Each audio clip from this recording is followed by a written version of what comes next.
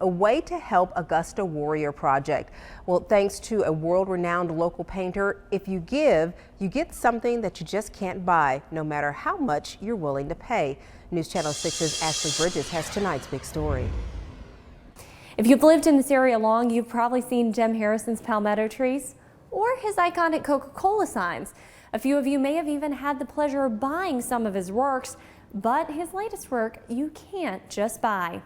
You can find Jim Harrison galleries under a big Coca-Cola sign in downtown Denmark. Harrison loves his town and his rural shops and scenes, but that's not what moves him most. I have a big spot in my heart that sings patriotism all the time. Harrison was in the National Guard, but says he can't imagine what it's like for those who have been on the front lines. I just can't imagine heading out down that street with somebody at the other end shooting at me with a machine gun.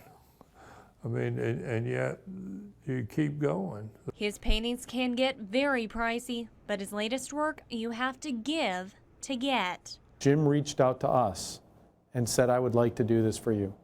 And to me, it changes everything.